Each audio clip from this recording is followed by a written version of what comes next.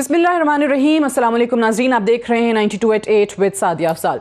नाज़रीन, पाकिस्तान में आज कोरोना के मामले को लेकर एक और ऐसा दिन था जब प्रेस कॉन्फ्रेंसेस बहुत ज़्यादा हुई, कुछ इल्ज़ामात लगे और उनके जवाबात दिए गए। सबसे पहले तो पाकिस्तान पीपल्स पार्टी के चेयरमैन बिलावल भुट्टो ज़रदारी साहब की अगर बात करें तो उन्होंने कोरोना के मामले पर वफाकी हुकूमत को आड़े हाथों लिया, उनको इनकॉम्पिटेंट करार दिया और ये कहा कि कोरोना जो है वो पाकिस्तान के अंदर ज़बरदस्ती फैलाया गया है। साथ ही साथ दूसरी तरफ अगर शहबाज शरीफ साहब का हम जिक्र करें तो उन्होंने कहा है कि कोरोना पर मुश्तरका मुफादात काउंसिल जो है उसका इजलास बुलाया जाए फौरी तौर पे। जब जवाब आया वफाकी हुकूमत की तरफ से तो प्रेस कॉन्फ्रेंस हुई शिबली फराज साहब की तरफ से और मुराद सईद साहब की तरफ से, और उन्होंने कहा कि सिंध को जो है वो इस वक्त अपनी नाअहलियत का जवाब देना पड़ेगा क्योंकि वफाकी हुकूमत जो कुछ कर सकता था वो उन्होंने किया है। और ये भी कहा कि सीएम मुराद अली शाह साहब तमाम उन पॉलिसीज़ पर और फैसलों पर अग्री करते हैं जब वो NCOC की मीटिंग में होते हैं, लेकिन बाहर जाकर वो कुछ और ही मौक़िफ़ जो है वो अपनाते हैं जो कि वफाकी हुकूमत पर तनकीद का मौक़िफ़ है। और दूसरी तरफ अगर हम देखें कि मुख्तलिफ वफाकी जो वज़रा हैं उनके भी बयानात जो हैं वो आ रहे हैं। असद उमर साहब की अगर हम बात करें तो उन्होंने कहा कि दीगर ममालिक के मुकाबले में पाकिस्तान में कोरोना ज़्यादा मुहलिक नहीं है, लेकिन ऑन दी अदर हैंड हम देखते हैं कि कोरोना से जो अमवात हैं वो बढ़ती चली जा रही हैं, उनमें रिकॉर्ड इजाफा हो रहा है। अगर ये मुहलिक नहीं है तो फिर इतनी अमवात कैसे हो रही हैं, ये भी एक सवाल है। दूसरे जो वज़ीर हैं वफाकी वज़ीर आज़म खान स्वाति साहब, उनका ये सामने आया है कि हम दोबारा सख्त लॉकडाउन की तरफ जा रहे हैं। दोबारा सख्त लॉकडाउन का अगर वाकई फैसला वफाकी हुकूमत कर रही है या ये ज़ेरे गौर है तो इसका मतलब ये है कि जो लॉकडाउन को ईज़ ऑफ करने का मामला था, जो रिस्ट्रिक्शंस लिफ्ट करने का मामला था, वो क्या पॉलिसी वफाकी हुकूमत की गलत साबित हुई है और उसके असरात हम अमवात ज़्यादा होने की सूरत में देख रहे हैं। इस पे बात करेंगे, लेकिन मैं प्रोग्राम का आगाज़ करना चाहूँगी इंतहाई जो अफसोसनाक ख़बर कुछ दिनों से हम देख रहे हैं, सोशल मीडिया पर भी उसका बहुत तस्करा है। जिस अंदाज़ में रावलपिंडी में 8 साला बच्ची जो थी वो मुलाजमा थी, घर में काम करती थी और उस पर तशद्दुद करके उसको कत्ल कर दिया गया। और उसका जुर्म, उसकी गलती, उसका कसूर ये था कि जिस घर में वो काम करती थी उसका जो मालिक था वो परिंदों का कारोबार करता था और 4 कीमती तोते थे एक पिंजरे के अंदर, और गलती से उन 4 तोतों में से एक तोता जो है वो बच्ची ने उड़ा दिया या उससे उड़ गया और उसको जुर्म की सज़ा ये मिली कि उस पर तशद्दुद किया गया और बिलाखिर वो तशद्दुद जो है वो जानलेवा साबित हुआ। आखिर किस किस्म की सोसाइटी है जिसमें हम रहते हैं। और यही जो मामला है इतना ही नहीं है, आप उस कपल की मियाँ बीवी जो थे जिनके घर ये मुलाजमा काम करती थी, 8 साल की बच्ची है, इमेजिन करेंगे उनकी जो सेडिस्ट अप्रोच है, जो माइंडसेट है, उसका अंदाज़ा आप इससे लगाइए कि जो बाद में मोबाइल फ़ोन्स मिले हैं इन घर वालों से, इस कपल से, तो उसमें बच्ची पर जो तशद्दुद किया जाता था उसकी वीडियोज़ जो हैं वो मौजूद हैं, वो रिकॉर्ड किया जाता था और बच्ची को सज़ा के तौर पे एक बड़े पिंजरे के अंदर जो है वो कैद कर दिया जाता था। इसकी जो तफ्तीशी पुलिस के ऑफिसर हैं उनके मुताबिक जो तफसीलात सामने आई हैं कि मुजफ्फरगढ़ की एक फ़ैमिली है, गरीब फैमिली है, जिनके मामू ने उस बच्ची को मुजफ्फरगढ़ से पिंडी इनके घर काम करने के लिए पहुंचाया और ये कहकर कि वो लोग बच्ची की जो तालीम है वो जो है उसके अखराजात बर्दाश्त करेंगे। 7,000 माहाना के एवज़ वालिदैन ने मुजफ्फरगढ़ से गुर्बत की वजह से अपनी बच्ची को इस्लामाबाद पिंडी पहुंचा दिया और उसके बाद ये 8 माह रहने के एवज़ बच्ची के बाप को 80,000 रुपए दिए गए, लेकिन अभी 4 महीने ही हुए थे बच्ची को कि उसको इस तरीके से तशद्दुद करके कत्ल कर दिया गया। अब जाहिर है इसकी इन्वेस्टिगेशन मज़ीद होगी तो कुछ सामने आएगा, लेकिन जो पाकिस्तान पीनल कोड की दफ़ात हैं, जो FIR दर्ज की गई है, वो यहाँ पे बयान करना बहुत ज़रूरी है कि उसमें 302 की दफ़ात हैं, 34 के तहत FIR दर्ज की गई है और 376 के तहत जो है वो FIR दर्ज की गई है, यानी कि जो रेप की दफात हैं, यानी इसमें अभी ये मामला भी देखा जा रहा है जिसके शायद कोई सबूत या कहीं ऐसे जो शवाहिद हैं वो मिले हैं कि इस बच्ची का रेप भी किया गया हो, और फोरेंसिक एग्जामिनेशन जो है उसके लिए ऑब्वियसली नमूने भेज दिए गए हैं, रिपोर्ट का इंतज़ार किया जा रहा है।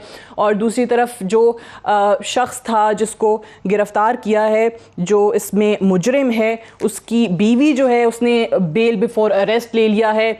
अब ये मामला वाकई इन लोगों को सज़ा होती है, और ये जो सोसाइटी के अंदर इस किस्म की चीज़ें दिन ब दिन सरायत इख्तियार करती चली जा रही हैं, इसका सद्देबाब आखिर कैसे मुमकिन होगा, सबसे पहले आज प्रोग्राम में इस पे बात करेंगे। मैं पहले मेहमानों का भी तारुफ करवा दूँ, फिर कुछ जो बच्ची के वालिदैन हैं उनके शॉर्ट्स हमारे पास मौजूद हैं। फ़ारूक हबीब साहब हमारे साथ मौजूद हैं, MNA हैं पाकिस्तान तहरीक इंसाफ के। अताउल्ला तारड़ साहब हमारे साथ मौजूद हैं, डिप्टी जनरल सेक्रेटरी हैं पाकिस्तान मुस्लिम लीग नवाज़ के। फैसल करीम कुंडी साहब हमारे साथ मौजूद हैं, सीनियर रहनुमा पाकिस्तान पीपल्स पार्टी के। और हमारे रिपोर्टर पिंडी से साजिद शेख जो हैं वो भी हमारे साथ मौजूद होंगे। लेकिन मैं चाहती हूँ कि आप सभी लोग जो मौजूद हैं हमारे साथ, वो ज़रा इस बच्ची के जो मामू हैं और जो वालिदैन हैं उनका जो मौक़िफ़ है इस मामले पर वो भी ज़रा सुन लें। ये जो हादसा हुआ बच्ची का, ये इसके माँ बाप गरीब है, मैं भी उसका मामू, जो ले गया था उसका वो मेरा भिनोई था, वो उसने कहा कि वो सही है और ईमानदार है, वो बच्ची का हिफाजत करेंगे, लिहाजा उन्होंने एक तोता उड़ने के पर उसकी बच्ची की जान ले ली। तोता फिर भी आ सकता है, बच्ची फिर नहीं आ सकती। वज़ीर आज़म से ये ख्वाहिश है कि हम इंसाफ चाहिए बस। पुलिस वाले जो भी हैं, पुलिस वाले कुछ भी हमारा ताउन नहीं कर रहे। हम उधर गए थे, सब गए थे, पुलिस वालों ने कहा इसको दफन करो पहले, बाद में इधर आना, हम जो करेंगे बाद में करेंगे। ये क्या मसला है, ये हमारे पास धोखा हो रहा है, हम गरीब हैं इसलिए। मेरा जमात रहा नईम शाह, वहाँ के बाजी तू दे चंगे बंदन, चंगे इखलाक बंदन सारे का असा एक यकीन किते पढ़े सो सजो साकू हण इहो चाहिए सर बेटा बड़ी एक पर तो ओड गया, कसूर लग गया है, सारा कुछ थी गया, चलो पक्षी हाथ तो ना गए तो उनको जोल में कितने उन्हें मार गते नहीं किते ये तक वही है सब कई चाहिए, सब इंसाफ ही है कुछ पास तो हुक्म आ मुझे बस सारी दिल की ख्वाहिश आती है बस। मेरी बच्ची नाल जुल्म किते ने तो पता नहीं क्या क्या किते ने, ठीक है हुण साकू इंसाफ चाहिए, साकू कोई चीज़ की ज़रूरत नहीं, साकू इंसाफ चाहिए बस। तो ये वालिदैन हैं जो इंसाफ मांग रहे हैं, जिन्होंने गुर्बत की वजह से अपनी बच्ची को पिंडी भिजवाया घर में काम करने के लिए, और उनको ये कहा गया कि बच्ची को पढ़ाएंगे, उसकी तालीम के अखराजात जो हैं वो बर्दाश्त करेंगे। लेकिन हुआ क्या कि एक तोता गलती से उड़ जाने पर उस बच्ची की जान जो है वो ले ली गई। साजिद शेख से पहले बात करते हैं, हमारे रिपोर्टर हैं।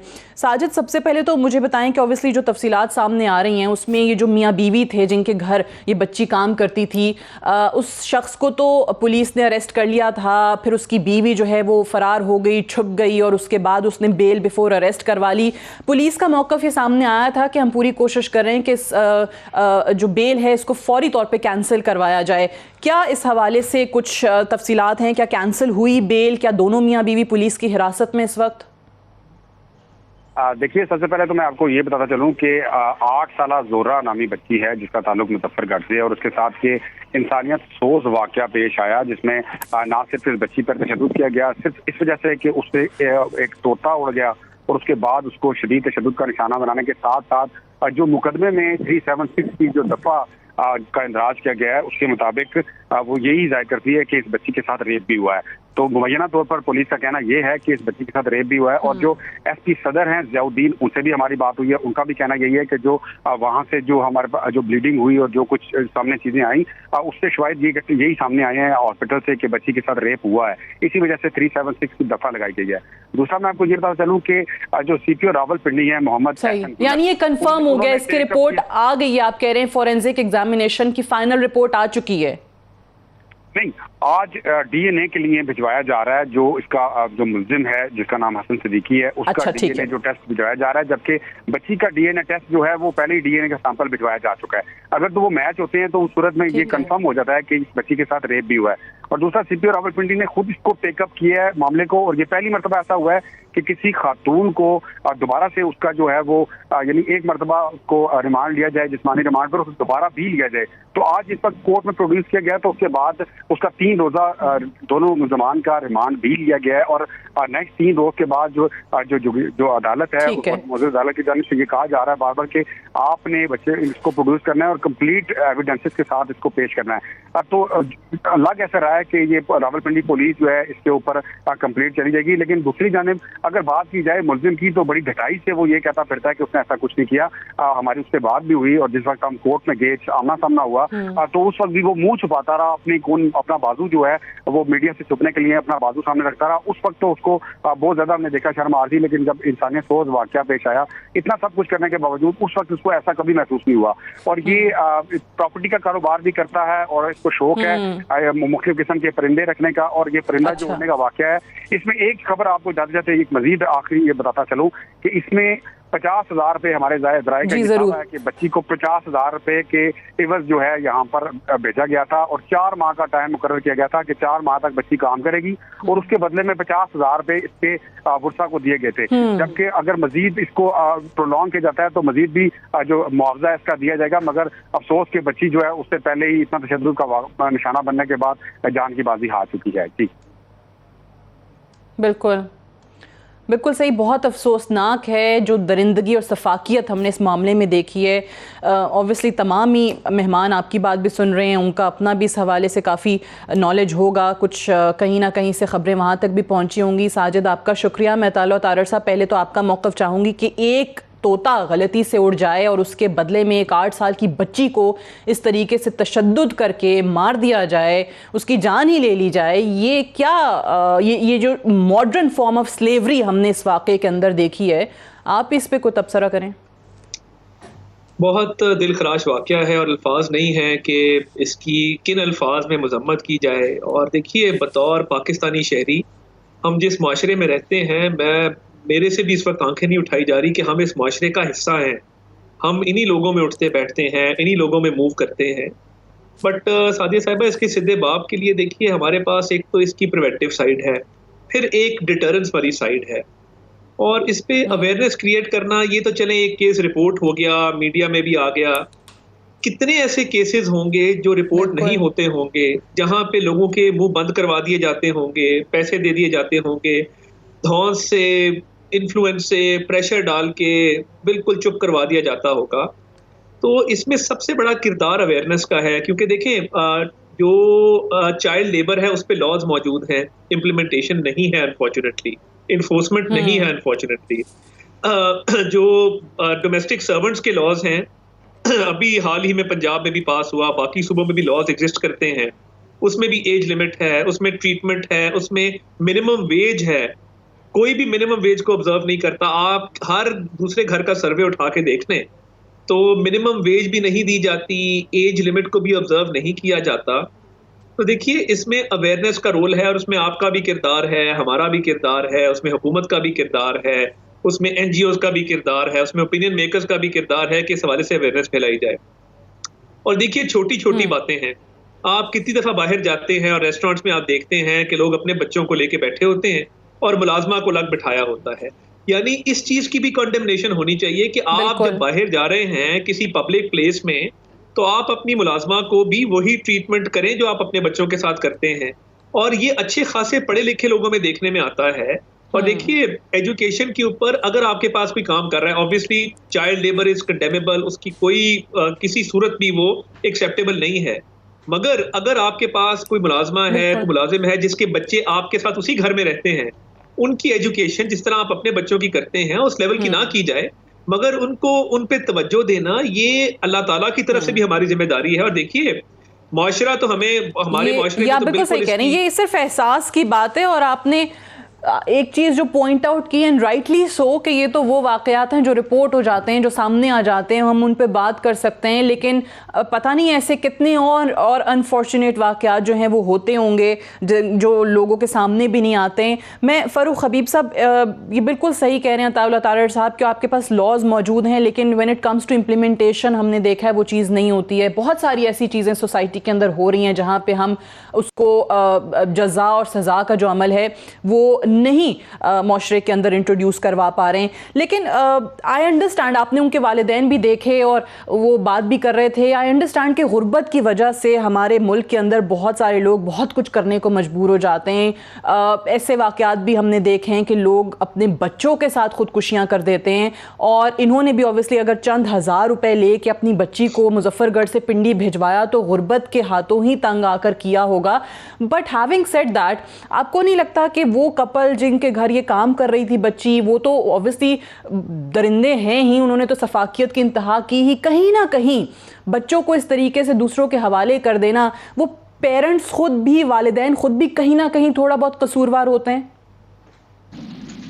देखिए, यकीनन जो ये बच्ची है ये तो बिल्कुल माइनर है, और जो जितनी इसकी एज बताई जा रही है, इस किस्म के मैं समझता हूँ कि घरों के अंदर आपको पता है जो चाइल्ड लेबर के तौर के ऊपर लॉज भी मौजूद हैं, इनको जो है वो काम करने की इजाज़त नहीं है। उनको लोग अपनी माशी मजबूरियों की वजह से, या बेशुमार बहुत सारे उनके हालात हैं, माशरती हालात इस किस्म के हैं, गुर्बत है जिसकी वजह से वो मजबूर होकर काम पे रखवा देते हैं। लेकिन मैं समझता हूँ कि ये हमारे माशरे का जो है वो एक सियासी तरीन एक पहलू है कि ऐसे लोग जो इस किस्म की दरिंदगी करते हैं, सफाकियत करते हैं, फिर इन लोगों के ऊपर जब कानून अमल के ऊपर आता है, कानून हरकत के ऊपर आता है, तो फिर पूरे माशरे को इन लोगों का बाइकआउट करना चाहिए, इनको नेम एंड शेम करना चाहिए, इनको माशरे के अंदर फिर वो हैसियत नहीं मिलनी चाहिए। ऐसे कवानीन जो हैं वो हमारे पास मौजूद हैं, बैरून ममालिक के अंदर मौजूद हैं, और अभी इवन जो ज़ैनब अलर्ट बिल आया है जो कौमी असम्बली ने से पास किया, सेनेट से पास हुआ, उसके अंदर ये तमाम तर शिकें मौजूद हैं।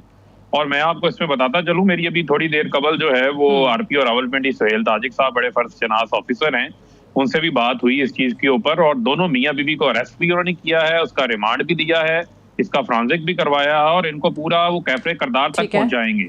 और इसमें जो अहम पहलू ये है कि अभी हालिया दिनों में लाहौर के अंदर एक वाकया आपके अगर गुजरा हो, किस तरह एक बच्चे को पार्क के अंदर गुब्बारे बेचने वाले बच्चे के ऊपर कुत्ता जो है वो छोड़ दिया गया, और उसको उसने दरिंदगी से जो है उसको नोचता रहा, उसके ऊपर जो है उसके घर वालों ने उनको माफ कर दिया, लेकिन पुलिस उसके ऊपर मदई बनी, स्टेट मदई बनी। उसकी वजह ये थी कि ताकि इस किस्म के ये इन्फोर्समेंट की गई कि ताकि जो है माशरे के अंदर इस किस्म के दरिंदों को जो है वो नकेल डाली जाए, इनके अंदर खौफ पैदा किया जाए, ताकि इस किस्म के वाकयात के अंदर जो है वो कमी लाई जा सके। और इस मामले के अंदर भी जो है वो स्टेट इनको कैफरे करदार तक पहुंचाएगी। ये बिल्कुल सही कह रहे हैं कि बहुत सारे ऐसे वाकयात हैं जहां पर कुछ लोग अपनी जान बचाने के लिए, या अगर ऐसे कुछ लोग हैं जो कुछ इन्फ्लुएंस रखते हैं सोसाइटी में, तो लोग उनको माफ कर देते हैं या उनसे पैसे ले लेते हैं और फिर जाने देते हैं, मामला रफा दफा हो जाता है। और इस केस में या कुछ केसेस में हमने देखा है कि गुर्बत की वजह से भी बहुत। जी मुकम्मल कीजिए। सादिया,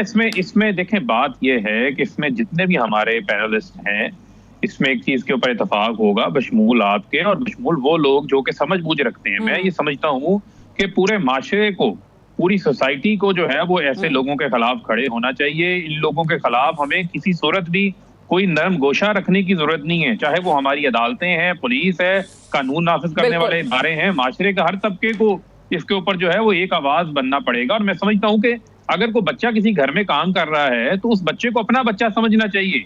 क्या उनके घरों के अंदर ये जिन लोगों ने काम किया, क्या इनके अपने बच्चे मौजूद नहीं थे? एब्सोल्युटली। अगर ये हो जाए तो ऑब्वियसली इस किस्म के वाकयात रिपोर्ट ही ना हो। अनफॉर्चुनेट है ये कि होता है। और इनको बिल्कुल सही संगदिली है लोगों में नजर आ रही है, उसका एक मिसाल आज हमने देखी है। इनके आईडी कार्ड किया जाए। मैं फैसल करीम कुंडी साहब का भी मौक़िफ़ इस पे जान लूं, फिर ब्रेक पे जाएंगे हम। कुंडी साहब, आप क्या कहेंगे कि इस किस्म के वाकयात जो बहुत कम रिपोर्ट होते हैं, ना जाने कितने और वाकयात ऐसे सोसाइटी में हो रहे हैं, कैसे ये जो बीमारी है ये सरायत कर रही है आपके माशरे के अंदर, कैसे इसका सद्देबाब करेंगे? बिस्मिल्लाहिर्रहमानिर्रहीम। देखें सादिया, आपने जो इंट्रो दिया उसके बाद मेरे कोलीग ने इसके ऊपर बात की, आपने भी बात की, ये एक बड़ा अफसोसनाक वाक़या हुआ। और आज आपने, मेरे ख्याल में गालिबन आप ही का शो है जो आज इस पे डिस्कस कर रहे हैं, और ये अलमिया हमारा ये है कि शायद हम एक दो इसके ऊपर और शो करके और इस चीज को भूल के अगले उसकी तरफ किसी इवेंट की तरफ चले जाएंगे। और जैसे बात की फरूख साहब ने या तारड़ साहब ने बात की, देखिए नॉर्मली ये होता है जैसे आपने इंटरव्यू में बताया कि उस खातून बेचारी ने कहा कि जी वो आपको 50,000 या लाख रुपए मिलेंगे या मंथली मिलेंगे। तो ये गरीब लोग हैं, कर इनके ऊपर प्रेशर, वहाँ के पुलिस की SHO का प्रेशर ये कि जी आप फैसला कर लें, आप लाख रुपए ले लें, 2 लाख ले लें, 5 लाख ले लें, सुलह कर लें। और ये बहुत बड़ा अलमी है। हमें चाहिए कि हमें ऐसे कानून साजी करें कि ऐसे वाकया जो एक दफा रजिस्टर हो जाए उसके जो वो फरीक है वो फिर गवर्नमेंट ऑफ पाकिस्तान को बनना चाहिए और उसको आखिर तक पहुंचाना चाहिए। ये ना जैसे भी आपने बात की लाहौर में 5 की बात की, उस बच्चे के वालिदैन ने राजीनामा किया, लेकिन बेचारे बड़े गरीब लोग होते हैं, वो पंचायत के या इलाके के जो बड़े होते हैं या पुलिस होती है उनके प्रेशर में बेचारे आके वो क्या रजिस्ट कर सकते हैं? मुझे बताएं। इन लोगों को जो आपने बताएं जिस शख्स का आपने बताया प्रॉपर्टी काम करते हैं, वो ये गरीब लोगों को क्या रजिस्ट करेंगे? मुजफ्फरगढ़ में वो जाके क्या रजिस्ट करेंगे? इसमें ये होना चाहिए कि इसमें हुकूमत को फरीक बनना चाहिए और हुकूमत जो है इस चीज को आखिर तक पहुंचाए। जब तक इसमें सजा जजा नहीं होगी, जब तक आप 2-4 लोगों को इसमें टांगेंगे नहीं, ये मात्र ठीक नहीं हो सकता। आप जो है आप रोजाना ये केसेस देख रहे हैं, आपने आज इसको टेकअप किया, अगर आप टेकअप ना करती तो मेरे ख्याल में गालिबन ऐसे ही चला जाता। और ऐसे कई केसेस हैं जो कि टेकअप नहीं भी होते, इस मुल्क में चले जाते हैं। तो ये चीजें जो है इसको हमें जब तक इस मुल्क में सजा जजा नहीं हम करेंगे, हम एक ऐसे कानून साजी नहीं करेंगे। ये बड़ी जबरदस्त आपने बात की है कि ये बहुत सारे वाकयात में हम देखते हैं कि जो लवाहिकीन होते हैं वो चंद पैसे लेके या गुर्बत की वजह से ऑब्वियसली सुलह करने पे मजबूर हो जाते हैं, मामला रफा दफा करने पे मजबूर हो जाते हैं, क्योंकि दूसरे एंड पे लोग ऐसे होते हैं जिनसे वो मजीद झगड़ा मोल नहीं लेना चाहते हैं। बट इन मामलात के अंदर अगर ऐसा कुछ हो भी रहा हो लवाहिकीन की तरफ से तो state should come at play, उसको अपना किरदार जो है वो अदा करना चाहिए और इस मामले में फरीक बनना चाहिए और मेक श्योर करना चाहिए कि ऐसे दरिंदों को सज़ा वाकई मिले अगर आपने सोसाइटी के अंदर इस बीमारी का खात्मा करना है। ब्रेक लेंगे, ब्रेक से वापस आएंगे, हम डिस्कशन को आगे बढ़ाएंगे, कोरोना केसेस के हवाले से बात करेंगे और उससे रिलेटेड जो आज प्रेस कॉन्फ्रेंसेज हुई हैं उनका तस्करा होगा एक वक्फे के बाद।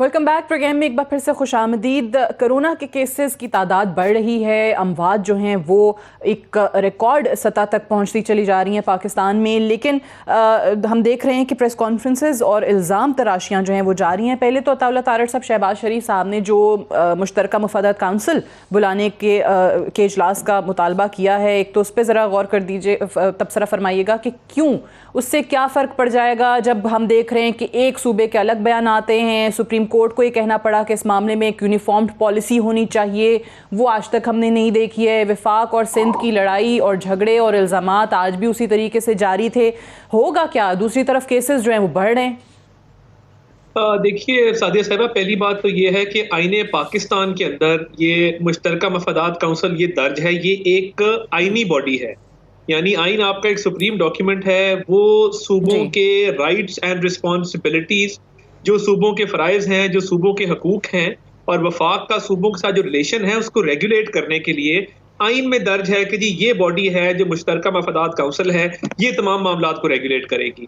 तो वहाँ पे मैं समझता हूँ कि उसके तरीक़ेकार, उसके SOPs तमाम दर्ज हैं और बेहतर तरीके से मामलात तय पा सकते हैं। और देखिए हमने तो डे 1 से कोशिश की, शहबाज शरीफ साहब वापस आए, जो स्पीकर साहब ने मीटिंग बुलाई, वज़ीर आज़म शरीक थे, मगर अनफॉर्चुनेटली वज़ीर आज़म साहब अपनी बात करके तो चल दिए।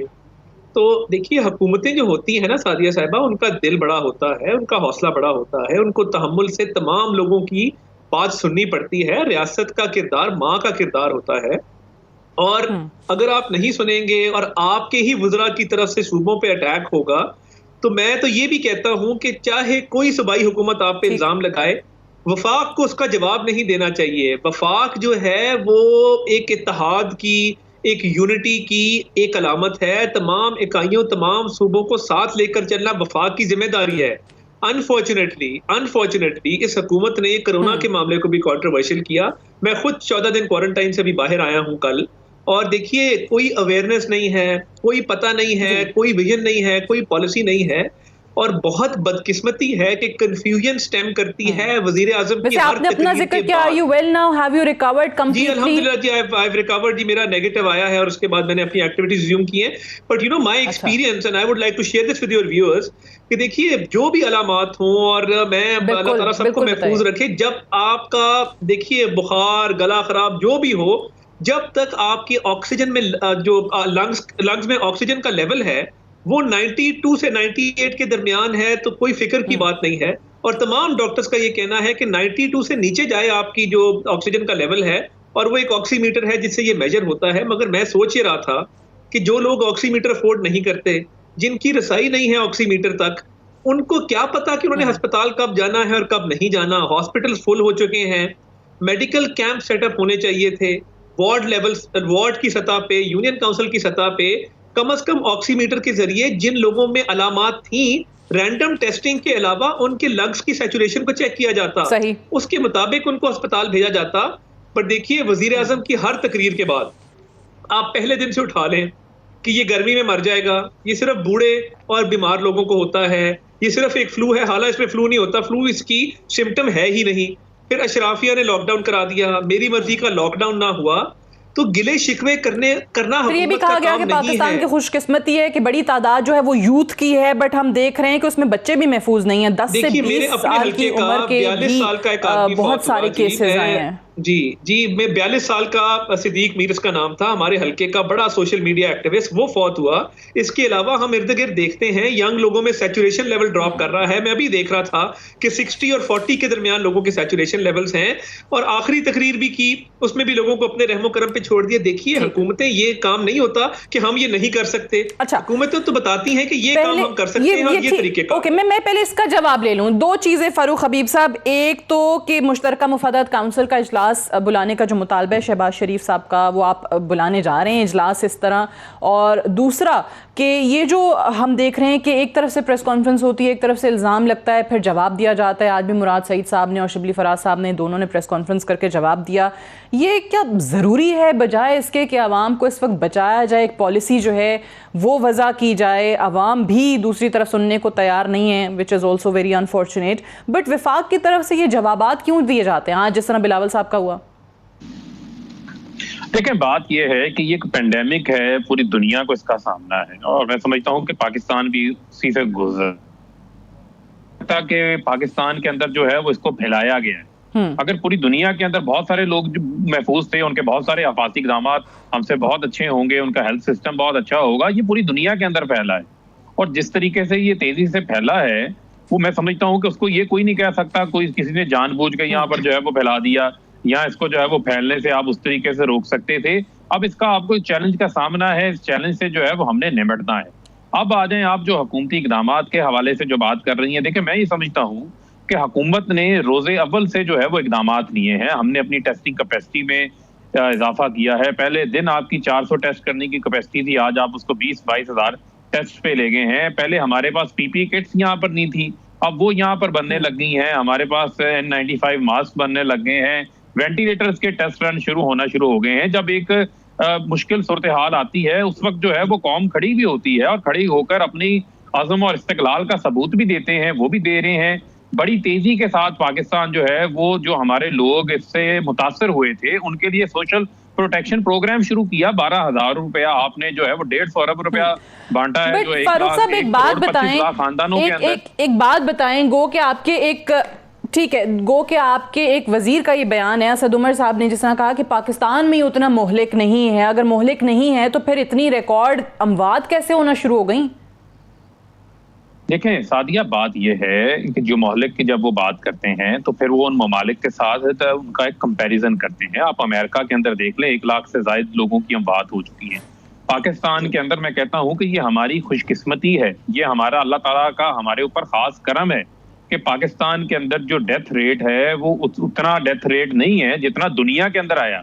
बहुत सारे ऐसे ममालिक थे जिन ममालिक के अंदर एक एक दिन के अंदर 2-2 हज़ार, 3-3 हज़ार, 4-4 हज़ार लोगों की जो है वो अमवात हुई है। पाकिस्तान के अंदर वो नहीं है। मैं फिर कह रहा हूँ, अल्लाह ताला का हमें शुक्र अदा करना चाहिए। हमें तो इन जानों के ऊपर भी अफसोस है जो लोग कोरोना की वजह से इस दुनिया से जा चुके हैं, हमें उसके ऊपर भी अफसोस है, लेकिन उस चीज को जब वो बात करते हैं तो उसको तोड़ मरोड़ के नहीं पेश करना चाहिए। उसका मतलब ये है कि दुनिया के अंदर जो ट्रेंड है और पाकिस्तान के अंदर जो ट्रेंड है उसके अंदर बहुत ज्यादा फर्क है, लेकिन फिर भी हम अपनी जिम्मेदारी का अदराक करते हैं। हमने अपने हेल्थ सिस्टम की कैपेसिटी को बढ़ा रहे हैं और लोगों का भी इसके अंदर फर्ज है। मैं समझता हूँ कि इसके अंदर अब पॉलिटिकल पॉइंट स्कोरिंग की गुंजाइश कतन बाकी नहीं रही। अब मैं समझता हूँ कि इसके ऊपर तमाम हुकूमतों को जिम्मेदारी का सबूत देना है, चाहे वो हमारी ऑपोजिशन है, बाकी है। देखिए मुझे लेकिन आपका मानना ये है कि सिंध की तरफ से बयानात ऐसे आते हैं जिसका जवाब मजबूरन देना पड़ता है वफाक को। मैं जरा कुंडी साहब से पहले इसका जवाब ले लूं। पहले वो जो इनकॉम्पिटेंट आपने कहा वफाक को, कुंडी साहब वो अपनी जगह पे वो तमाम चीजें, लेकिन आप बिलावल साहब के इस बयान का क्या जवाब देंगे जिसमें वो कहते हैं कि पाकिस्तान में कोरोना जो है वो जबरदस्ती फैलाया गया है। ये तो वो वाली थेरीज हो गई कि कुछ लोग कहते हैं कि जी देखें चाइना से, जिस तरह हमारे मुल्क में भी बड़ी थेरीज है ना, बड़ी मिथ्स हैं, देखें जी चाइना ने फैला दिया, वो अमेरिका और चाइना की भी फिर आप बयानात देख लें कि वहां से आ गया। ये तो वो वाली बात उन्होंने कर दी कि जबरदस्ती फैलाया पाकिस्तान में। देखें सादिया, उनका जो जबरदस्ती फैलाने की बात ये है, देखें अब आप देखें, आप जब से ये कोरोना की चीज शुरू हुई है, आप वज़ीर आज़म साहब की प्रेस टॉक्स देखें, उन्होंने इस दौरान जितनी प्रेस टॉक की है, 10 की है, 15 की है, 30 की है, जो भी की, आप उनके बयानात देखें और उनको आपस में आप मिलाएं, फिर उनके तर्जुमानों के बयानात देखें, चाहे वो केपी के हैं या पंजाब से आते हैं या फेडरल से आते हैं, उनके आप देखें। जैसे आपने भी असद उमर की बात की, वहाँ पे हेल्थ मिनिस्टर ने एक स्टेटमेंट दी, उसके बाद असद उमर ने उसके बाद दूसरी स्टेटमेंट दी। ये कहते हैं कि जी हमने लॉकडाउन सख्त नहीं करना, हमें नरम करना है, हमने ये करना है। फिर आप कहते हैं जी हमने लॉकडाउन खत्म कर दिया है, अशरफ के कहने पे की है, और मतलब हमें पता नहीं अशरफ कौन है, फिर आपकी हुकूमत कौन चला रहा है, आपका मुल्क कौन चला रहा है। ये इस वजह से फिर आपने जो है जो जिस तरीके से आपने फिर तरावियों के लिए मतलब है कि आपने मसाजिद खोल दिए, उस पर भी 80%, मैं तो बहुत वो बता रहा हूँ, 80% लोगों ने SOP पे अमल दरामद नहीं किया। फिर ईद पे इस तरीके से शॉपिंग मॉल्स वगैरह खुल गए और ईद के दौरान आपने खोल दिए, तो ये चीजें पहले उस कदर थे। आज आप फिर कह रहे हैं कि नहीं हम तो सख्त लॉकडाउन की तरफ जा रहे हैं। आपने पहले पूरे मुल्क में सब कुछ खोल के अभी आप कहते हैं कि नहीं अभी हम सख्त लॉकडाउन, जब आप सख्त लॉकडाउन की तरफ जाएंगे फिर आप उसमें आप क्या कहेंगे कि जो आपके जो डेली वेजर्स हैं या बाकी के लिए आप जो पहले केस प्रेजेंट कर रहे थे उनके मुद्दे फिर आप क्या कहेंगे। फिर उससे आप वो ये वजूहतें हम कह रहे हैं कि आपने चीजें खोल के, बहुत ज्यादा चीजें खोल के, जो चीज सिंध करती थी आपका शुक्रिया है कि आपने उसको फॉलो नहीं कर, उसके उल्टा जाना है, लेकिन आपकी सूबाई हुकूमत जो है उनको दोबारा उसको फॉलो करना पड़ रहा है। सिंध ने अगर सख्त लॉकडाउन किया, आपने कहा क्योंकि असिस्टेंस लॉकडाउन, आप नरम लॉकडाउन की तरफ जाएंगे। मतलब ये चीज नहीं, देखें ये जंग है, हमने इकट्ठे लड़नी है। अगर आप एक अच्छा काम करेंगे, फेडरल एक अच्छा काम करेगी या केपी करेगी या पंजाब करेगी, तो उसको शायद सिंध भी फॉलो करे, बलूचिस्तान भी फॉलो करे, कश्मीर भी फॉलो करे। लेकिन उसमें ये ना कि आप लोगों ने भी, सिंध की मैं बात कर रही हूँ, सिंध ने भी, मुराद अली शाह साहब ने कहा कि हमारी पॉलिसी जो है वो विफाक की पॉलिसी से मशरूत है। तो अगर इंडिपेंडेंटली आप लोग जाना चाहते और आप लोग समझते कि लॉकडाउन वाली पॉलिसी बहुत जबरदस्त है, कामयाब है, तो फिर सिंध कंटिन्यू कर सकता था। आप लोगों ने बार बार वज़ीर आज़म साहब ये कह रहे थे कि जी हम तो, और तर्जुमान के कह रहे थे कि हम तो करना चाहते हैं, लेकिन सिंध हमारे साथ नहीं है, सिंध जानबूझ के काम कर रही है। तो इसलिए अभी आपके कमांड एंड कंट्रोल अथॉरिटी की बात हुई कि जी वहाँ पर सब कुछ ठीक होता है। अगर सब कुछ ठीक है, मतलब मान लेते सब कुछ ठीक होगा, क्यों नहीं उसको लाइव दिखाएं ताकि कौम भी देखे कि यार ये पे सब कुछ ठीक है। हमें तो नहीं पता है जंगल में मोर बाजा किसने देखा, हमें क्या पता है कौन ठीक है कौन गलत है। अवाम को दिखाएं उस control and command control authority की मीटिंग में क्या हो रहा है, कौन गलत है कौन सही, ताकि अवाम उसके हिसाब करे, उसके हिसाब करके यार बाकी सिंध वाले ठीक है या फेडरल ठीक है या सिंध गलत है, जो भी है, चाहे वो पंजाब गलत है चाहे जो भी गलत है, ताकि लोग तो देख रहे हैं कि ये गलत है। या आप बता दें प्रेस के जरिए कि सब ठीक हो गया। अगर मेरी रिजर्वेशन है तो वो मेरी रिजर्वेशन है, आप कहते हैं नहीं आपकी गलत रिजर्वेशन है, दिखा लें लाइव ताकि आवाम देख ले, उसके वो जो आपके PTV पे दिखा दें, बाकी चैनल पे दिखा दें, ताकि हम देखें तो हम इत्तेफाक तो कर लें कि जी हमारे सिंध के लोग गलत हैं या हमारे पंजाब के लोग गलत हैं या हमारे KP के लोग गलत हैं या फेडरल गलत है। चलिए मैं एक ब्रेक ले लूं, लेकिन हम देख रहे हैं कि यहाँ पे भी बदकिस्मती है कि कोरोना जैसे मैं, फरूख साहब इजाजत दीजिएगा, मैं ब्रेक से वापस आके फौरन आपका जवाब ले लेती हूँ, right after this short break.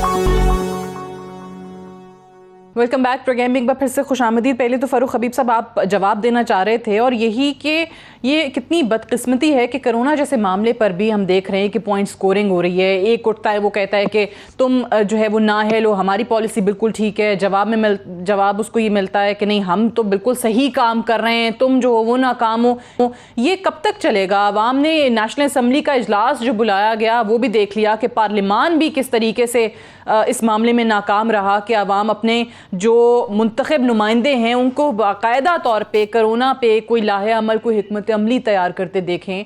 कुछ आउटकम उसका भी नज़र नहीं आया और यही हम रोज़ाना की बुनियाद पर मीडिया पे भी देख रहे हैं। देखें, बात यह है कि जो बात हो रही थी CCI की मीटिंग कॉल करने की, मुझे ये बताएं कि NCOC का जो इजलास होता है उसमें वजीर आला भी होते हैं, उसमें चीफ सेक्रेटरीज भी होते हैं, तमाम मुतलका इदारों के लोग भी होते हैं। उनके अंदर ये तमाम तर चीजें वहां पर ज़ेरे बहस आती हैं, उनके ऊपर डिस्कशन होती है। सिंध ने जो है वो सबसे पहले अपने तौर के ऊपर फैसला लिया था लॉकडाउन करने का। अब जब उसका फॉल आउट आना शुरू हुआ तो उन्होंने अब अपने फैसले जो हैं वो वफाक के साथ मशरूत कर दिए पकड़ के। पहले भी तो फैसला इन्होंने लिया। आज जो बिलावल साहब ने जिस अंदाज से, जिस लहजे में प्रेस कॉन्फ्रेंस की है, उनकी नाराजगी क्या है? वो इस बात से नाराज है कि आपने वफाकी हुकूमत ने 33 अरब रुपया जो है वो सिंध के लोगों को साफ शफाफ अंदाज से कैश क्यों दे दिया? 7 लाख ट्रेडरों के जो है वो इमरान खान ने उनके 3 माह के बिल अदा कर दिए पकड़ के। 33,000 सिंध के अंदर छोटे सनतकारों के बिल अदा कर दिए हैं। इसी तरीके से 10 से 15 लाख लेबर जो है वो सिंध की, उनको पैसे मिलने जा रहे हैं। जो 75 अरब रुपए का पैकेज रखा है, वो ये कहते थे कि पैसे आप सिंध हुकूमत को दो, सिंध बांटेगी। भाई सिंध हुकूमत तो 1 अरब का राशन नहीं बांट सकी, जिसका सुप्रीम कोर्ट इनसे हिसाब लेती रही है। पूरे सिंध के अंदर इनकी हुकूमत है, वहां पर इनकी जिम्मेदारी है। 18th अमेंडमेंट के बाद इनके पास इख्तियारात हैं, ये अपनी डिस्ट्रिक्ट इंतजामिया को मुतहरक करें, अपने वज़रा को मुतहरक करें, वो हर जिले में जाएं, अस्पतालों में जाएं। कराची जैसे अस्पताल में डॉक्टर फुरकान जब वेंटिलेटर्स खाली थे, वो बेचारे वेंटिलेटर्स ढूंढते रहे, उनको वेंटिलेटर नहीं मिला, उनकी डेथ हो गई। तो मैं समझता हूँ कि हर सूबाई हुकूमत को अपनी हुकूमत के ऊपर, अपनी मामलात के ऊपर, अपनी जिम्मेदारियों के ऊपर फोकस करने की जरूरत है। उनके ऊपर अमल दरामद कराएं, बजाय हम जो है वो इल्जाम तराशियां करते जाएं। वफाक अपनी जिम्मेदारियों को निभा रहा है, उसको पूरा इदराक है। आप लोग क्या कर रहे हैं? हम भी यही कह रहे हैं कि इस पे इल्जाम तराशियों की बजाय एक मुत्तफिका पॉलिसी जो है वो आनी चाहिए, जो कि नहीं आ रही। बट कुंडी साहब, ये आजम खान स्वाति साहब जो कह रहे हैं कि दोबारा सख्त लॉकडाउन की तरफ जा रहे हैं, तो इससे आपको लगता है कि जो पॉलिसी बनाई गई थी जिसमें वज़ीर आज़म ऑब्वियसली मईशत को सर फहरिस्त रखते थे कि वो चीज़ हमने देखनी है और सख्त लॉकडाउन नहीं कर सकते, गरीब तबके का क्या होगा, लेकिन अगर अब दोबारा उस जानिब जा रहे हैं तो ये वो मुतालबा पूरा हो रहा है जो सिंध की तरफ से था? देखिए सादिया, अब आपने ये बात की, अब मुझे नहीं पता कि इस पे ये कितना जो है वो अमल दरामद होगा, क्योंकि अब ये पता नहीं है कि इनकी कैबिनेट में या प्राइम मिनिस्टर साहब की उसमें कौन जो है वो मैटर करता है, जिसके बात पे जो है वो मुख्तलिफ बयानात हैं। ये आजम खान स्वाति साहब का मैं जिक्र कर रही हूँ कि दोबारा सख्त लॉकडाउन की तरफ जा रहे हैं। कंफ्यूजन है। अब वो कह रहे हैं कि सख्त लॉकडाउन की तरफ जा रहे हैं, या मतलब है कि प्राइम मिनिस्टर कह रहे हैं सॉफ्ट लॉकडाउन है।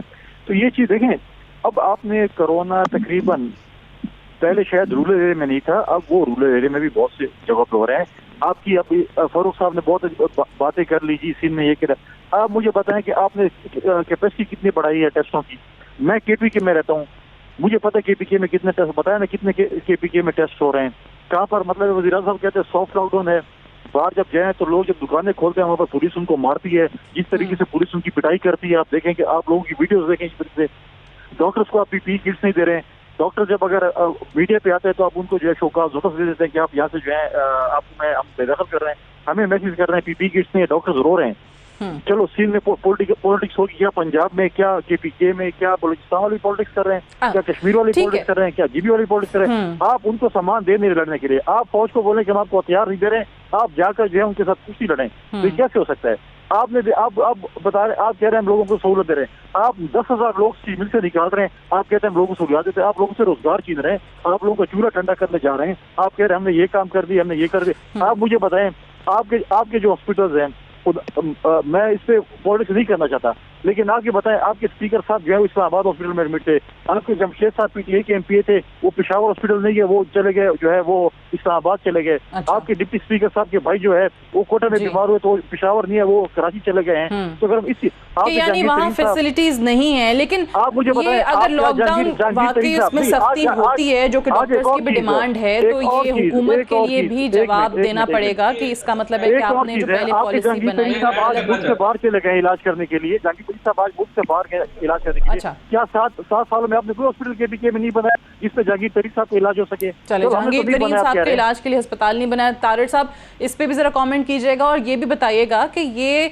लॉकडाउन दोबारा सख्त किया जाता है या इसी तरीके से रहता है? अब इसको आप स्मार्ट लॉकडाउन कह लें या जो भी नाम दिया जा रहा है, लेकिन आवाम की भी हम देख रहे हैं कि बहुत ज़्यादा कोताही है, कोई भी इसको सीरियसली नहीं ले रहा है। इसके सिम्टम्स, इस पे जितने डॉक्टर्स की वार्निंग्स आ चुकी हैं, कोई भी संजीदगी का मुजाहरा करने को तैयार नहीं है। प्रॉब्लम ये है कि partial lockdown, full lockdown, smart lockdown, ये तीनों नहीं हुए ना जी। इधर हुआ है कंफ्यूज लॉकडाउन, यानी पंजाब कह रहा है लॉकडाउन करना है, वजीर आजम कह रहे हैं नहीं करना। पंजाब में आपकी हुकूमत है, KPK में आपकी हुकूमत है, बलूचिस्तान में आपकी हुकूमत है। खुदारा वजीर आजम पाकिस्तान बनिए, तहरीक इंसाफ के चेयरमैन मत बनिए। कश्मीर भी आपका है, कश्मीर हमारा है, गिलगित बल्तिस्तान हमारा है, KPK से बलूचिस्तान पंजाब हमारा है। ये जल्जले भी आए हैं, कुदरती आफात भी आई हैं, कौम यकजा भी हुई है, हमने सैलाब भी देखे हैं, मगर हमने इकट्ठे होके रेजिलियंस के साथ, यूनिटी के साथ अपने लोगों को मुश्किल से निकाला है। मैं 2010 के फ्लड में था चीफ मिनिस्टर साहब के साथ, हमें पता है कि किस तरीके से हमने वहां पे अल्लाह ताला के फजलो करम से लोगों की मुश्किलात में कमी लेके आए थे। खुदारा ये पेटी पॉलिटिक्स से बाहर निकले। हमने कई दफा ऑफर किया शुरू में कि हम तैयार हैं, मगर इनकी मुजरा जो है, अगर इनकी जबानबंदी कर दी जाए और वजीर आजम पाकिस्तान वजीर आजम बने पाकिस्तान के, तो मुश्किलात हल हो सकती हैं। अभी आप देखें कि इस्लाम, अगर इनकी परफॉर्मेंस की आप बात करें, ये जितनी भी आपको हुकूमतें जहाँ जहाँ भी नाकाम नजर आ रही हैं, हो सकता है उनकी जगह वजीर आजम की जो टाइगर फोर्स है वो काम कर जाए। अब कल जितनी जिम्मेदारियां उनको दी गई हैं कि उन्होंने राशन डिस्ट्रीब्यूट भी करना है, आवाम को SOPs के बारे में भी बताना है, अवेयरनेस भी फराहम करनी है, टिड्डियां भी पकड़नी है, तो सब कुछ तो टाइगर फोर्स कर जाएगी। आप देखें कि हाल ये है कि इस्लामाबाद में इस वक्त 4323 केस हैं। इस्लामाबाद कितना शहर है, और टाइगर फोर्स, देखिए इस बच्चे का नाम पहले रखा हो और वो दुनिया में बाद में आए, यानी आपने टाइगर फोर्स का तय कर लिया, उसकी SOPs, उसकी सारी आपने प्लानिंग बाद में की, नाम रख के आपने बैकवर्ड प्लानिंग की। आपने कहा जी हल्कों में निकल जाएं और ये आपको अगला इलेक्शन जिताने में काम आएगी। मुझे यकीन माने टाइगर फोर्स की नजर नहीं आई। लेकिन ठीक है, उसकी प्लानिंग आप कहते हैं बाद में की, लेकिन मैं लास्ट कमेंट फरूख हबीब साहब, वन लाइनर प्लीज। SOPs पे सिर्फ शहबाज शरीफ साहब ही अमल दरामद करवा रहे हैं, वो नैब नहीं जाते, लेकिन 600 लोगों का जत्था लेके हाई कोर्ट में जमानत लेने चले जाते हैं। और एक बीमार जो है वो आसिफ अली जरदारी साहब भी हैं, वो पता नहीं कौन से अस्पताल में इलाज करवा रहे हैं। और इंग्लैंड में तो कोरोना खत्म हो गया है। मियां नवाज शरीफ साहब तो इतने बीमार हैं, ब्लड प्रेशर के मरीज हैं, दिल के मरीज हैं, वो लंदन की सड़कों पे बगैर मास्क के वहाँ भी वॉक कर रहे हैं। मैं समझता हूँ कि उनके ऊपर भी SOPs का जो है अमल दरामद दीजिए। बहुत बहुत शुक्रिया फरूख हबीब साहब, तारड़ साहब और फैसल करीम कुंडी साहब का प्रोग्राम में आज ज्वाइन करने के लिए। That's all for tonight, I will see you tomorrow इंशाल्लाह। इजाजत दीजिए, खुदा हाफिज।